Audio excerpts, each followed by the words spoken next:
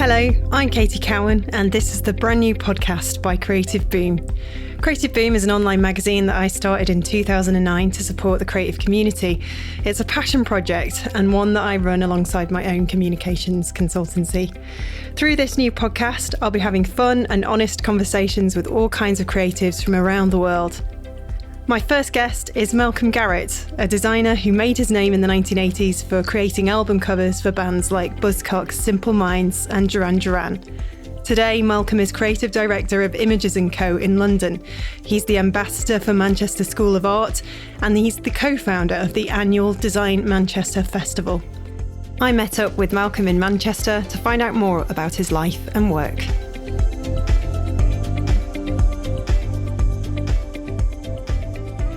I guess what we were talking about was, how technology has just kind of changed and completely transformed the industry. Well, technology is interesting because, I've been working with what people call technology for, since the mid '80s, when we started working with a software company, a software and hardware company called Robocom, and they invited us to. When I say us, I mean my design company, Assorted Images, and they invited us to look at the packaging for their hardware and software, which meant that we had to familiarise ourselves with it, and it ran on an Apple IIe computer, so it's before Macintosh. And the software was great, but it was also before we didn't have a mouse. We had a little joystick controller to control the cursor on the screen, and the screen was just black and green. It wasn't what you see on a Macintosh, and it created line drawings, and which you then needed a Hewlett-Packard pen plotter to draw out. So it actually made drawings. So I've always been interested in technology. Even as a kid, I was interested in science fiction. I grew up with Jerry Anderson and Thunderbirds and Captain Scarlet and then James Bond and The Man from U.N.C.L.E. I always wanted to have a telephone in my pocket, like Napoleon Solo had in The Man from U.N.C.L.E. So I was ready for technology, and so when we were asked by Robocom to look at their packaging, we got two Apple computers in the studio, and we started to use them. How did it make you feel to be working with something quite new? And I suppose not many people. It felt like this was going to be the future, and simultaneous to that. I don't know whether your listeners will know what typesetting is, but we used to have to send out for typesetting to paste up onto artwork on drawing boards.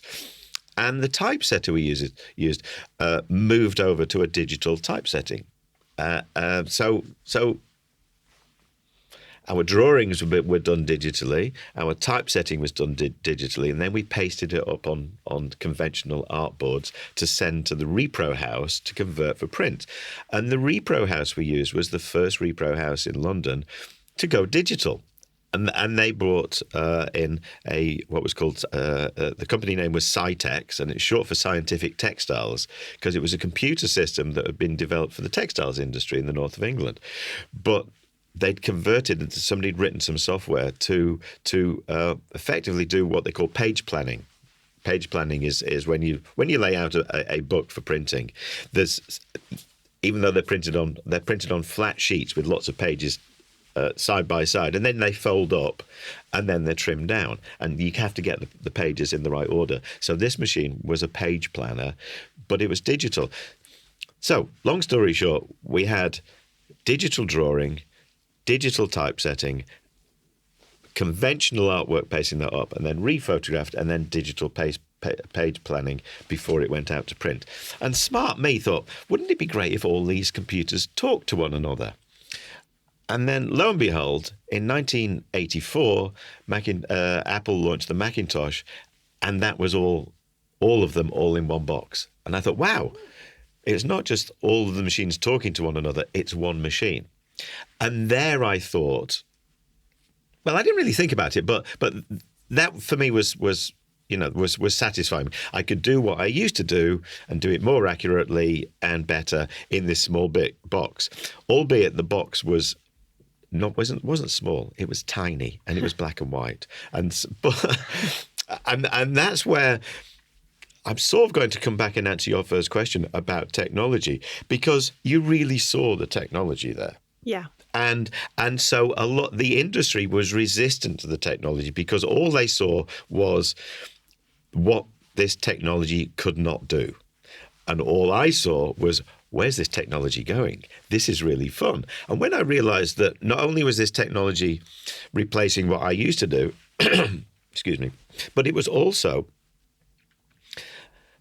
the platform at which you as a writer would know about. You could do the creation of content. Yeah. And then later on, a few years later, when the internet became more powerful and it was connected, you could publish your content. Mm-hmm. So not only was this box bringing previous boxes together, it was adding other dimensions. So, you don't need to be a weatherman to know which way the wind blows, to paraphrase Bob Dylan. And so I was always excited. For me, this was the future. It was futuristic. But there was a huge resistance in my own industry, in the graphic design industry, from designers who didn't want their conventional tools being replaced by this digital stuff, which in their mind didn't do things as well as what they could do conventionally. Whereas we in our studio, we kind of fought against it, said, no, it doesn't really matter what you can do now. It's what you're going to be able to do tomorrow and tomorrow that really is really important. I suppose people are afraid of change, aren't they? What it entails. Well, it's a combination. It's weird because it's a combination of being afraid of change and coupled with an inability to envisage the future. So the future to them is today. It's, the machine they've just been put on their desk. What it does today is all it can do. They can't see a future. But there's also a kind of weird nostalgia that people like the old stuff. I mean, you see it now in the music industry, the nostalgia for vinyl, the 12-inch vinyl. I grew up with 12-inch vinyl. It's rubbish. It's crackly, it's heavy, it's slow to kind of choose what you want to listen to. It's a compromised medium, and you have the audience for it seems to be a combination of, as you say, people who don't want things to change.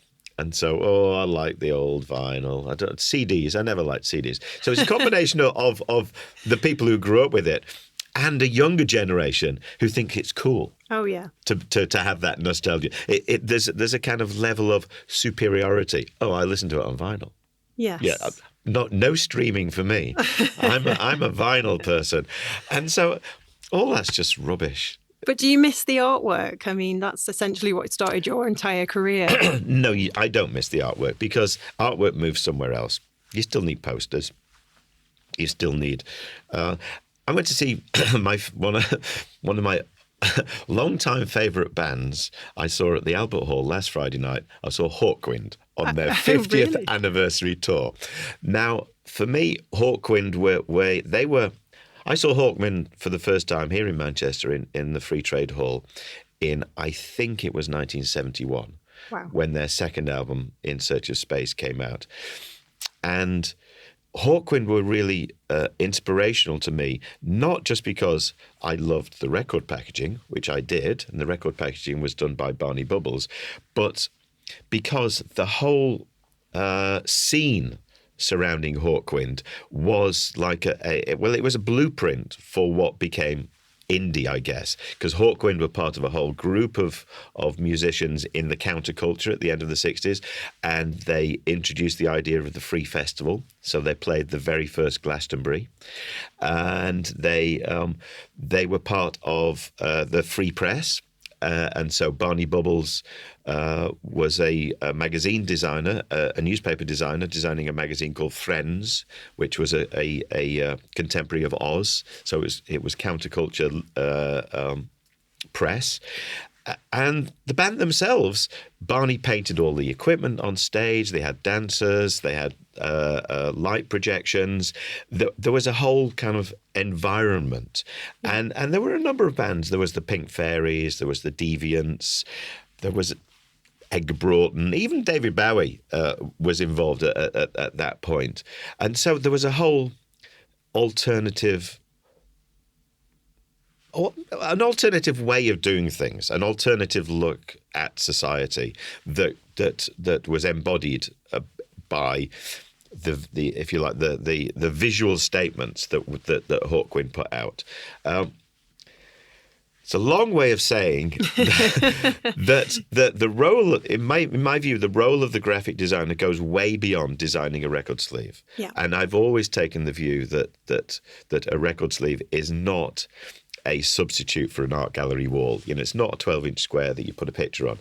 It's a physical thing. It's a box for a flat, round object that houses something you can't touch. It houses noise, and it also represents you know, back in the day, you would carry your album to school under your arm. That was your social media. That was your tweet, because you were broadcasting to your classmates. I'm into Hawkwind.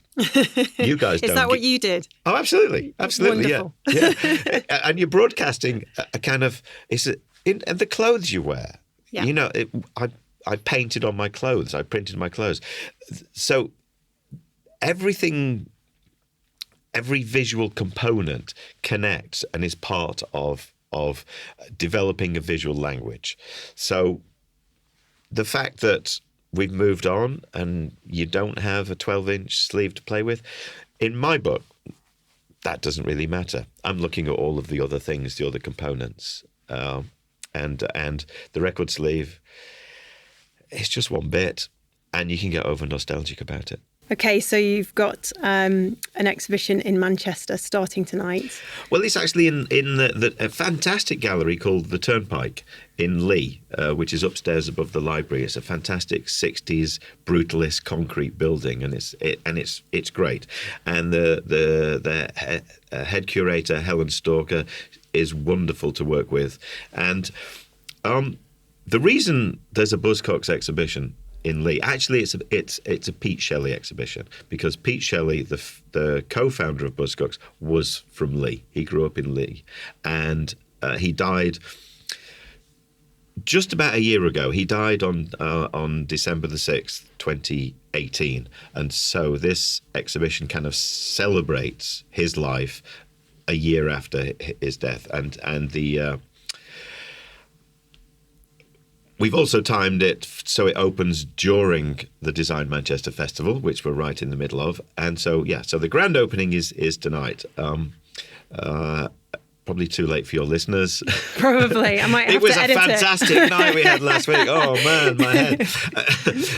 When's it on until? It's on until December the 8th. Okay. So they just found a month slot, and it covers, so it opens during Design Manchester Festival, and it spans the anniversary of Pete's death on December the 6th. So maybe we'll talk about it in retrospect and say, you know, did it feel like a special moment in your career to sort of look back? Was it the right time to look back and remember the Buzzcocks and everything you did there?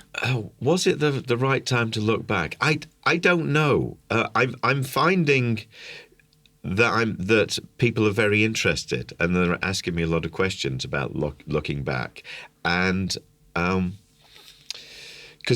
it's over 40 years since I was at college at Manchester Polytechnic in 1977, and I met Pete Shelley for the first time, and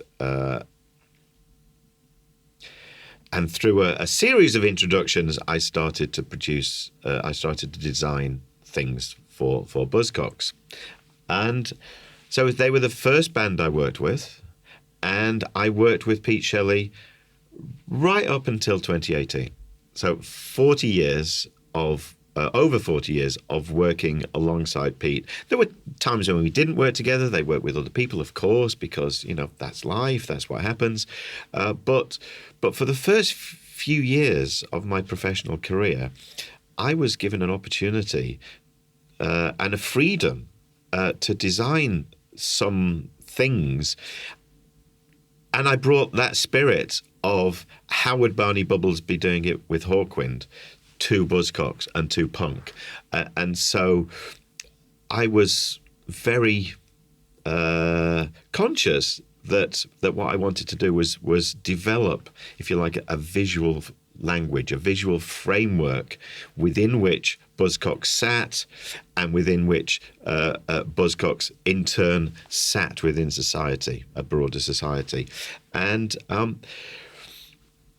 Pete and their manager Richard Boone and the rest of the band, to a lesser degree, and Linda Sterling, who was a college friend of mine, had a if you like a collective ambition to do things differently, create something new. We wanted to stand out from the music industry in the same way that the Sex Pistols and the Clash did, who were inspirational to us all. But we also wanted to stand out and stand apart from the Sex Pistols or the Clash. They felt very Southern England, and they between them they were developing a look that has come to be known as that's punk DIY kind of aesthetic. But for us, punk was really important because it was almost like a whole range of people woke up overnight and started to create in that space. So there were bands in Leeds, there were bands in Sheffield, Newcastle, Birmingham, Bristol, Edinburgh, Glasgow, Belfast, Dublin. There were just bands from all over the UK who just seemed to appear overnight. And the only thing that they had in common with one another is that they were nothing like one another. There was a common sense of individuality. There was a common sense that you fit into this space because you didn't fit in anywhere else. And that was, it's a weird irony that you felt, if you like it, you felt a sense of belonging with other people who were, you think in terms of X-Ray Specs, the Gang of Four, Penetration, The Teardrop Explodes, The Fall, The Worst.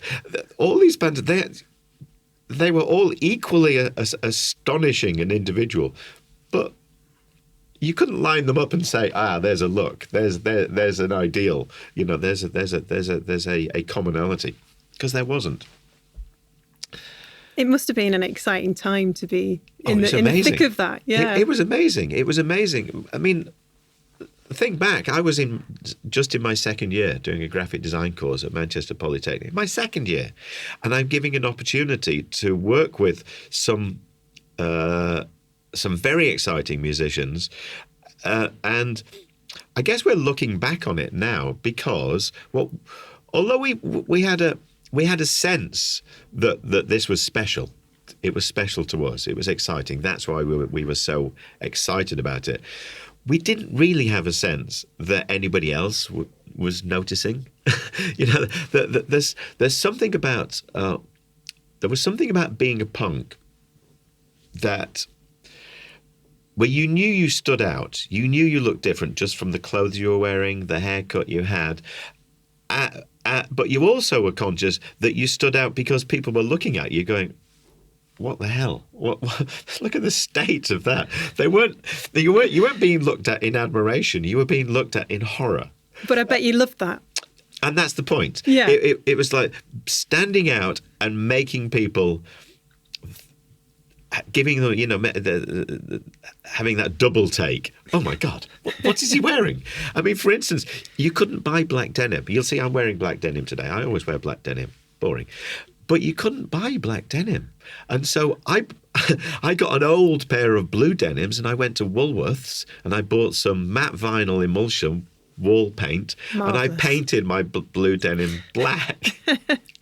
And so people would, the other people on the course, because I did it I painted my jeans on my drawing board in college, and the other students were going, on earth is he doing? He's painting his jeans. He's mad. He's lost his mind. But that's so creative. Exactly. I mean, the Clash were just splashing paint over them, and the Generation X were stenciling letters and words across them. So there was a sense that your body became your canvas, and you could do whatever you wanted with your clothing, and again. It's social media, isn't it? It's like people would see what it said down your leg, hate and war, Stenguns in Northwich, people could see that, and yeah, so you did kind of, there is that kind of dichotomy. It's like defying people not to like you. Yeah. Yeah. And how does that compare today, do you think? Do you think individualism is still there, or do you think... Well, I think it is. Individualism is always there. Individualism is always there because we are all individuals. It doesn't seem to me that it's possible to create that sense of outrage anymore. Especially in a city like Manchester. Everybody has seen everything. It doesn't matter how full your body is of tattoos, how many piercings you've got, how many colours of you've got in your hair, what clothes you're wearing, how few clothes you're wearing, what they're made out of, leather or rubber or whatever. Nobody takes a second look. But back then, all you had to do was wear not flared trousers, tight trousers and short hair, and that was it. You were a punk, and you were then a target for you wouldn't go to the wrong pubs. Yeah.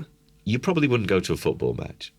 You wouldn't go somewhere where you might meet a gang of people who decided that they'd take their distaste and horror onto a level of violence. You'd avoid that. Yeah. But now it's like you can't do it. I can't think of anything that would make people go anything other than, oh God, he's got his blue hair again. Oh. Or his black jeans. He's painted his jeans black again. Well, did they wash out? So you also went on after that to design album covers for Duran Duran, who were quite the contrast. And probably... Well, you say that. Well, you say they're quite the contrast. See, Duran Duran, there's a few-year gap. There's a several-year gap. And I went on to design for Duran Duran because the manager of the Gang of Four, from Leeds, who'd supported Buzzcocks back in 77, 78, decided that he'd give up managing the Gang of Four and go and work for EMI Records. And he started up a small label at EMI Records, or EMI had lots of labels. He reintroduced a label, and he had a bit of that was what the big labels did. They either started a small label to kind of try out and sign these punk bands, or, as happened in lots of labels, there was somebody who worked for the label who saw an opportunity to do something a little bit left field, and he would do it by saying, "Oh, you remember that old label? I mean, the Beatles came out on Parlophone. Parlophone was a subsidiary label of EMI where they just put out comedy records. It wasn't taken seriously by EMI, the real label. And so, God, I've forgotten his name. The producer of the Beatles had this label, and so he got away with working with these young tearaways from Liverpool, and it's almost like sneaking under the radar and doing something. Anyway, so Rob Waugh had gone to EMI and to sneak under the radar, and he called me in December 1980. He said, "Malcolm, I want you to come and see a band. They're going to be huge. They're called Duran Duran." And they'd been bubbling under from Birmingham. There was a scene that was just beginning to happen. Straight after punk, there was a scene called itself New Romantics, or the scene with no name or whatever. And so I went to see Duran Duran, and I know it was December because they played a Christmas show at the venue in London, in Victoria, and Rob introduced me and invited me to design their record sleeves. And so I designed a record sleeve for them in January 1981 for their first single, Planet Earth. But I really got on well with them. John Taylor and Nick Rhodes, we got on particularly well. They were the ones, they were art school boys, and so they were the ones who were most interested in the visuals. But John Taylor, who was the founder of the band, his plan for Duran Duran was that it would be a cross between the Sex Pistols and Chic.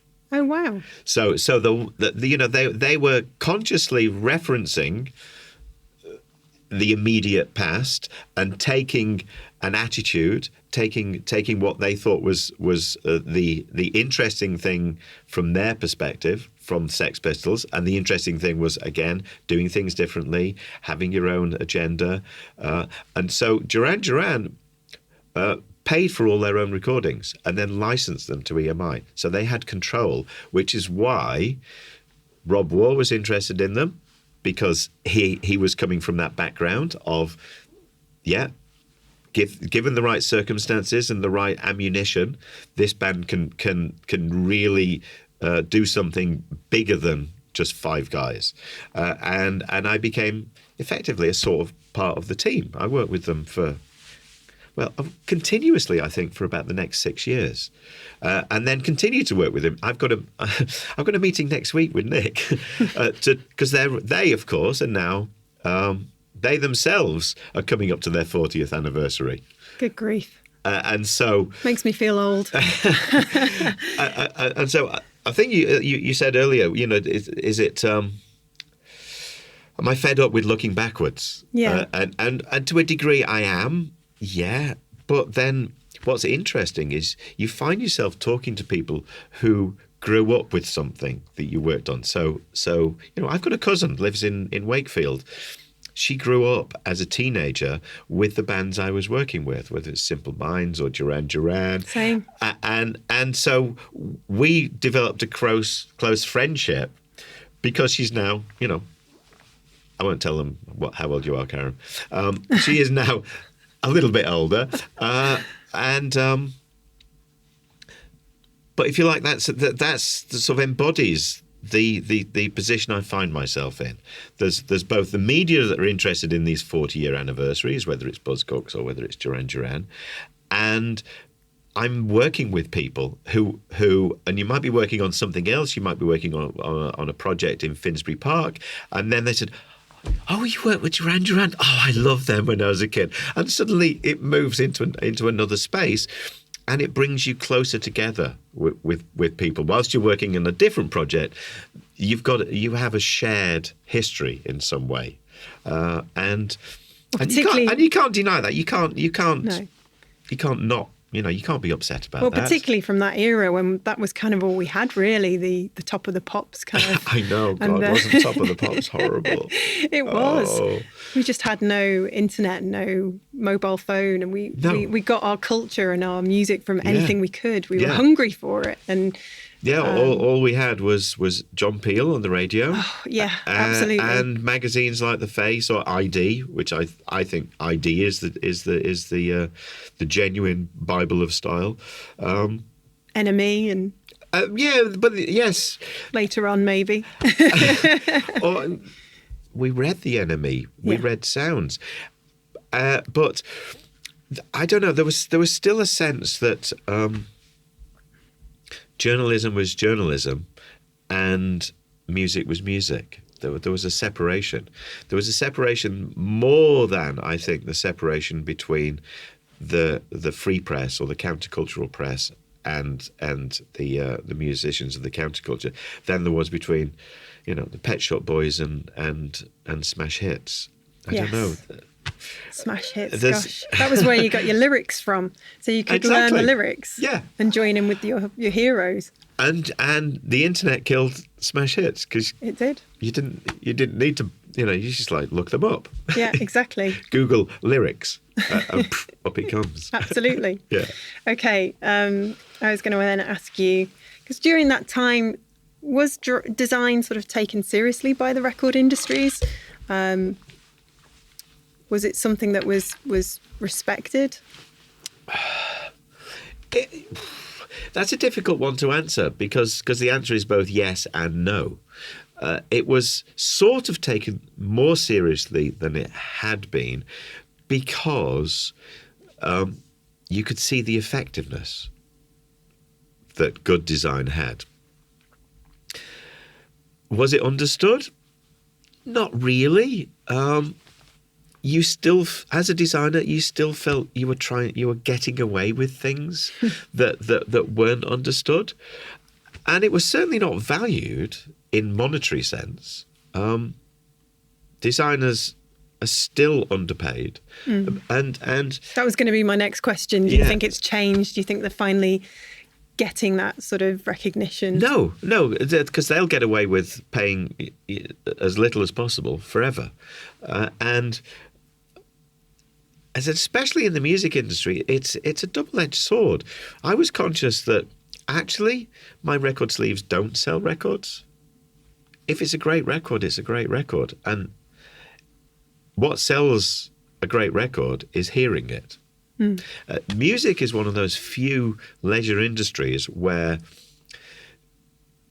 for the most part, unless you're a fan and buys something on its release without hearing, nobody buys music unless they've heard it. Yeah, that's true. And so it doesn't really matter what bit of muddy paper is wrapped around that record. You're going to buy it because you love that song. The same doesn't happen with film or books or magazines. You buy it and then you decide whether you liked it or not, and you keep it or you throw away or you go and see the film again. But with music, you already like it. That's why you bought it. So I was conscious, again, going back to how I answered an earlier question. I was interested in, okay, so what job does design do? And what design was doing, it was, well, I really like that record. I'm going to buy it. And then when I get home, the packaging, the way it's presented, reinforces everything I like about this band. What they look like, what they sound like, becomes embodied in what you do. And then that builds up over a period of time. So I was always interested in the sequence of events. What's the band's going to do next, and then after that, and how do all those things appear to have been created in a graphic flow? And of course, you can't predict that. You've no idea what the musicians you're working with are going to write next, what they're going to record next. You've no idea. So all you can do is hope that there is a consistency. And I had two. I'm going to get geeky graphic design now. That's good. I had two working methods for ensuring some level of consistency. Working method number one was do as little as possible on the first sleeve. So if you look at my first sleeve for Simple Minds or my first sleeve for Duran Duran and probably others, they're white. There's nothing on there, because that effectively what you're doing is you're getting to know the band, getting to know what's interesting about them, what they're interested in, and you've got a canvas that you're going to build up things. It's starting with a blank page and then going from there. Yes, and allowing yourself to go in different directions depending on how the band is going to move you forward. The other methodology I adopted was put in lots of things. So if there were enough graphic hooks, then for the next stage, you'd be able to take one or more of those hooks and evolve that, move that forward. So in retrospect, with either methodology, in retrospect, it looks like, oh, you planned that then. Yes. Well, you did plan it, but you had to plan it in such a way that you could pick it up and move it into unpredictable directions. And stay creative and open and also have some fun. Yeah, absolutely. I mean that is the one great thing about working when you're working with the right people in the right situation. It's lots of fun. It's I grew up loving music. I grew up with, as we were talking earlier, I grew up with Hawkwind. I grew up with heavy metal. I grew up with the Beatles. I grew up loving music. Music was my life, and life was music. And so to be able to like take that and be direct, because I can't play an instrument. Couldn't be a musician. So what the hell am I going to do? Well, what I'm going to do is work with some people who write great songs or play great instruments. And I was, in one way, you could say I was really lucky, because I worked with Pete Shelley, the finest lyric writer of his generation. I shared a flat with John McGeoch, who went on to become the finest guitarist of his generation. I shared a flat with Judy Blame, who was became an amazing stylist and jewellery designer. He sadly passed away last year. I worked with some amazing people in Manchester, in just coming from meeting them in some dodgy bar in Piccadilly Gardens. So you've always been here in this city. It's always been home to you. Yes. Well, I was born in Northwich, which is about 20 miles away. Know it well, yeah. And I went to school near Altrincham, right? Because I was a Catholic boy, and I went to a Catholic grammar school, and so I took the train from Northwich to Altrincham. And back then, the train to Altrincham continued all the way through to Oxford Road. Right. So of evenings, or sometimes of days, or of weekends, I would stay on the train and go to Manchester. My passion for music and my passion for going out and seeing bands live was, for the most part, that was done in Manchester. I was a regular visitor to the Free Trade Hall. So what makes this city so special for you? Well, that's a really interesting question, because back then I didn't think it was special. Well, this was going to be my next question, because I was going to ask you about co-founding Design Manchester. Yes. And was it something that you kind of always hoped the city would have? And no. The reason I said I didn't, as a teenager, I didn't think Manchester was special, because I hadn't noticed it.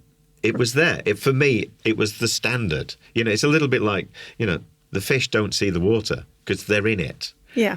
And after I left Manchester, when I had to leave Manchester for professional reasons, there wasn't a music industry. I was working with all these bands, and they were all based in London. So I had to move to London if I was going to work. And then after I left, and after I started travelling the world and visiting other cities, I remember going to Amsterdam and thinking, bloody hell, Amsterdam's tiny. It's a capital of a country. It's not as big as Manchester. No, it's not. And slowly I came to understand. And, as a teenager, you don't read anything about the Industrial Revolution. You don't read about the textiles industry. You don't even read about the suffragettes. You don't read about the workers' movement. You don't read about these things. You don't take them on board. And then later on in life, as you get a bit older, you go, Manchester was an incredible city. Yeah. Manchester effectively was the most important city on the planet. It was indeed. During the Industrial Revolution. Sold the most cotton, didn't it? Absolutely. And then later on you learn the cotton workers of Manchester helped to end slavery in the United States because they refused to work with American cotton.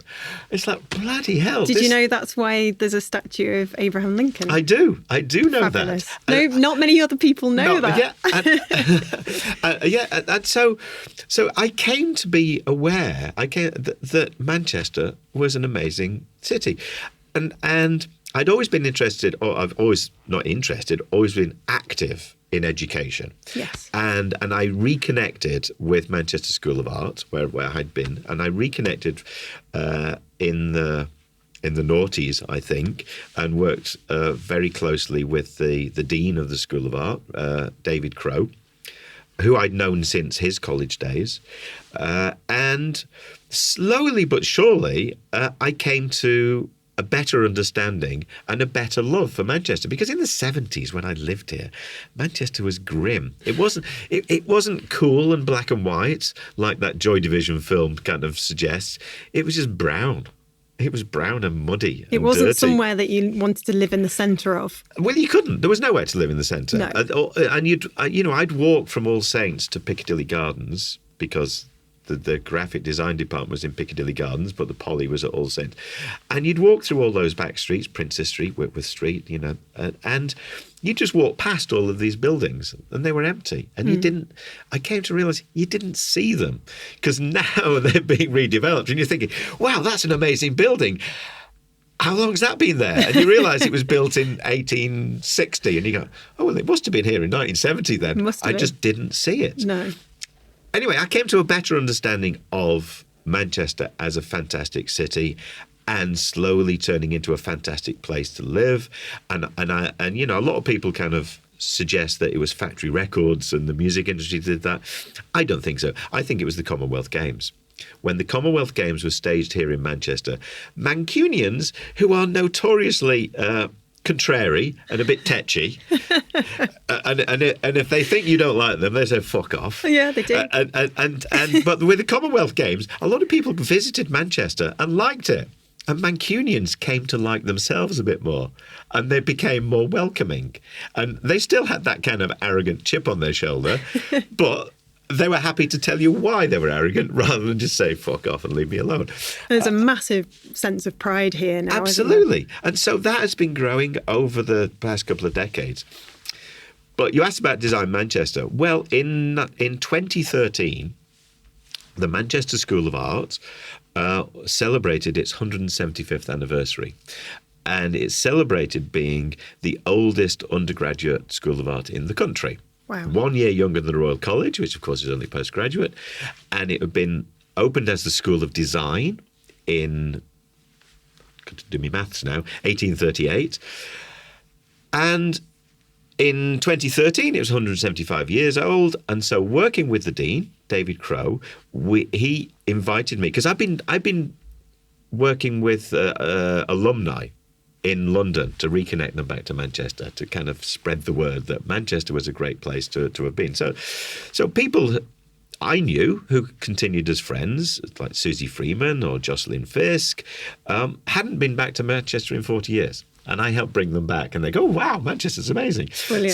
So this is a long way of saying that in 2013, David asked me to organise an event to celebrate the 175th anniversary. And it also celebrated the fact that they'd built a brand new building, the Benzie building, which opened in 2013, and they wanted the official opening and an event. And so we decided we'd have a conference. It's very difficult to pin down people's diaries if you're the leader of the city council or if you're the Vice Chancellor of Manchester School of Art, and all the various people trying to get all their diaries to coincide. Meant that our plan for doing something in June just kept on moving and moving and moving. And if eventually it happened in October, because I had to say to David, look, we've just got to have a date, because if we're going to have a conference, I have to ask some people to come and speak at the conference. And I can't just say, oh, hi, would you like to come and speak at my conference? I don't know when it is, but will you speak? They may agree in principle, but you have to give them a date to plan. Anyway, so we had the conference in the town hall. Great. And that was important to me because Manchester School of Design had been created in 1838 to support the textiles and the ceramics industries. It was created by the government, by local government, as an active component in developing and enhancing the creative economy of the city.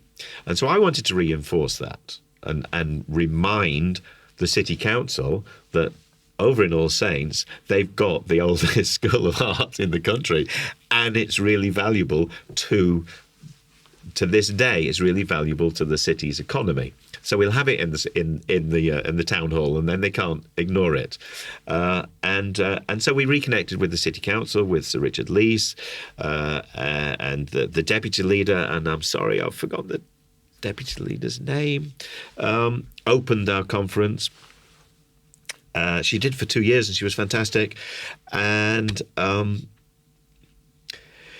so it was a way of reconnecting or reminding the city council that they had this valuable asset, but also reminding students, because obviously our big part of our audience were students, were design students, reminding the audience, the students, that they should acknowledge that what they're doing is a part of that industry. So it was a connection and a dialogue. Anyway, so David introduced me to a wonderful man called John Owens, who was based here in Manchester, and Fiona McGarver, and the three of us decided we'd organise this conference. And in true Mancunian way, we thought, what should we call it? And so John went away and he came back and said, well, it's about design. It's in Manchester. We're going to call it Design Manchester. That's brilliant. That's perfect. I love that. So Design Manchester was created as a conference. And how's it going? Well, I'll come on to that because there's another bit to the story, and that brings us up to the present day. David Crowe also decided that over the year there would be 175 events. Ours was the principal event, and they were all numbered 1 to 175, and so there were already some other events, smaller events from I don't know, a Pecha Kucha, no, probably not Pecha Kucha, but smaller events, and there were 4 other events in the week of our conference. So we weren't just a conference, we were a festival from day one because we bundled them all together. That's brilliant. And so having done the Design Manchester Festival in 2013, in 2014 we thought, that was fun, should we do it again? Brilliant. And so it went on. And here we are 7 years later. And our ambitions were always that it was a collaborative thing. It's about the city. It's not about us setting up a commercial operation to run a conference. It's about extending that dialogue about the role of design. And we look to other, we look to other cities, like we look to Dutch Design Week, where in Eindhoven, every design-oriented business recognises that during that week they can be visible. They can have a different kind of visibility. So that was a model. Another model had been Tony Wilson's In the City, where Tony wanted to bring the whole of the music world to Manchester, and so for a weekend or for a week, all sorts of events took place in all the venues across Manchester, and so that was a model. So we've got the Whitworth, we've got the Manchester Art Gallery, we've got the exhibition space in the Central Library, we've got a variety of other Bridgewater Hall. Well, wow, I was just thinking of the venues that you could encourage to do partner events. So the Whitworth is going to have an exhibition on during our festival, come what may. So the challenge was, can we coordinate? Yeah. Can we ensure that we connect with what they're doing in some way, or what's the design component? And so we wanted to become collaborative with all sorts of other venues. And our conference ran in the town hall for the first couple of years, and then we moved to the Royal Northern College of Music, and then we moved to the Principal Hotel. We're always looking for a bigger, more perfect venue. And last year we moved to the Bridgewater Hall, and we were a little bit nervous because the Bridgewater Hall's massive. It's pretty special. It's massive. And we'd started in the town hall with like about 300 people. Most of them were students, so we just said, they had to go because the college told them they had to go. Yeah. But the Bridgewater Hall holds, I think, about 2,000 people. Yeah. If you go, have all the floors. And so last year, the previous year, I think we topped out around about 750 people in the Principal. So we thought, can you push it? Can we push it? If we get to 1,000, that'd be great. Anyway, we had over 1,000 people last year, and the day was fantastic because there's all the foyer spaces. We had events going on the balconies, and we had a side room where we had kind of more it was ladies wine design, wine and design, which is fantastic, and we had a range of more dialogue based events where the audience engaged with people, as well as on the main stage. Last year we had the designer who worked with Barack Obama from Can't remember where he's Blue from. State Media. That's it. Yeah. You know, it's like, wow. And he stood on the stage and he told him, he says, God, I've never spoken at a place as big as this before. And so you had a guy from New York who works with Barack Obama being impressed with our conference. And so here we are again in the Bridgewater Hall. And it's, well, I don't know when this is being broadcast, but it's in 2 days' time. Yeah. 3 days' time. And it's, we've already exceeded the ticket sales. That's fantastic. Well, I say ticket sales, we sort of give them away. I mean, we use all of our funding to subsidise that. We barely. Well, there's points where we look at the bank balance and go, we're not even breaking even here, and we persuade. We pull favours from people. But if you're going to bring Paul Lasher over from New York, as we have done this year, arguably the most important designer on the planet. And I just call her because I've known her over the years. Because I bump into people, and so I call Paula. Would you like to come to Manchester and speak? Oh, by the way, we want to put on an exhibition, and she just says, "Yeah, I'll do that." And it's like, wow, indeed. Wow. Yeah. And then I go back to Manchester School of Art and say, "Oh, by the way, this year we're having an exhibition with Paul Lasher," and they physically fall off their chairs. They go, "What? You've got Paul Lasher to come in?" Yeah, how did you do that? I said, well, I just phoned her. It's amazing, isn't it? When you come together, you all share a passion for absolutely putting Manchester on the map and collaborating. Yes. And here we are. And somebody like Paula has exactly the same attitude as yourself. You do this because, as you say, you have a passion for it. It's what you do. It's more than a job. It's a mission in life. I mean, Paula's older than me, but she has a mission in life, and that is to promote the value of design. And she has a mission. She, in order to stay creative, she does a lot of pro bono work for theatres in New York. So I suggested to her, well, why don't we show some of that theatre work in Manchester and kind of extend her mission. So that it won't be prohibitively expensive for us to ship something over and put that on. So we printed everything here. Fabulous. In print services at Manchester School of Art, and the whole exhibition is hung by the facilities department at Manchester School of Art. So they've been brilliant. And it's a great gallery, the vertical gallery in the Benzie building, because students are so lazy. If you put an exhibition in a gallery across the road, get them over to it, can you? No. Put the exhibition in where they're going to go where they're going to learn. They have to walk past it every day. So there's no excuses. It's there for a month. You will see it. Well, the next question I was going to ask. So what is your mission, Malcolm? Oh, God. I don't know. Survive. Okay.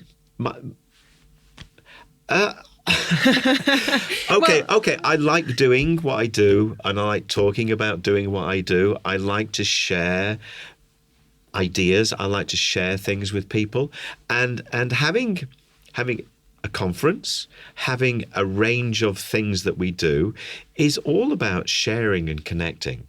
And so, we've talked already about the value of design, how important design is, what it means to me, what it means to, the fabric of the city.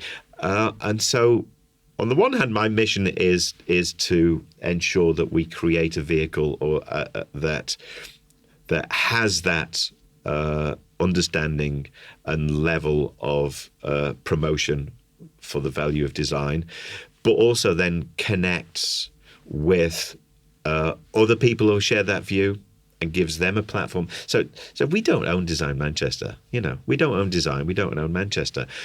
What we do is try to ensure that people who feel that they're a part of design in Manchester can use this as a platform as well. And so year on year, we have more people coming to us, and it's charming. They says some people come to us and say, "We're going to do this thing. Do you mind if we run it during design?" I said, "No, I don't mind. I want you.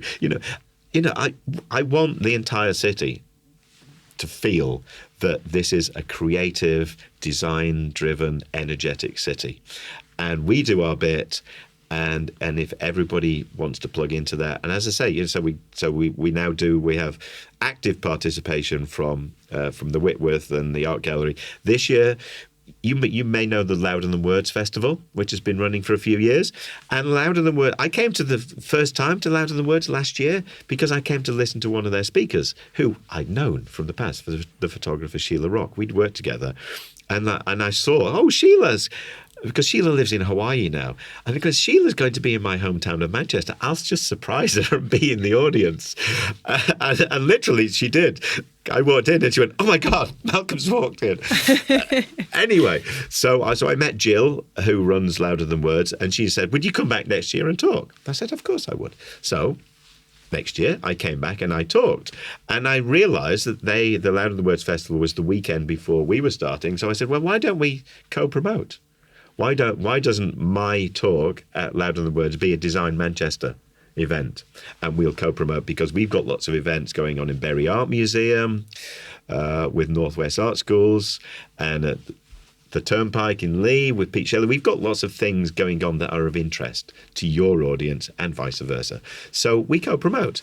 So it's that magic of collaboration, isn't it? Well, it's beginning to happen, because we're all, in some ways, we're all doing a similar thing. We're all doing a thing that complements one another, and we're all trying to reach the same audience, and we're all battling against the same kinds of difficulties. And if there's more of you, then you might reach more people. So it's a no-brainer for me. It's like easy. So so my mission is to help create this platform for the exploration and the celebration of design and creativity in Manchester. And we've become part of World Design Weeks. Oh. So we're connected to 30 other cities around the world who run design festivals. And so Manchester is a World Design Week now. And there's an ambition to develop that and grow that and bring participants in Design Manchester from those cities around the world, so that it grows big. So Manchester is, well, they call it a World Design Capital. But if we could become a World Design Capital, that would be great. And that's proof, let's go back to the City Council. That's proof to the City Council that design in Manchester matters and it has a value. We are as valuable as the Manchester International Festival.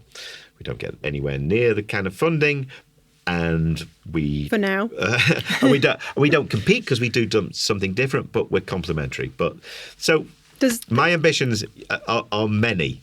Yeah, it's endless. Yes, yeah. Does it feel? I suppose we'll wrap this up as well. Yes. Does it feel like you're getting a bit more of that magic from the 70s when it felt like everybody was coming together and with a shared purpose? You're the first person to ask me that, but I do.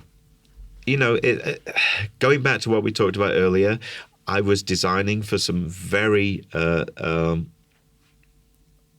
very amazing, you can't say, so some very important people, musicians. I was designing with them in the late 70s.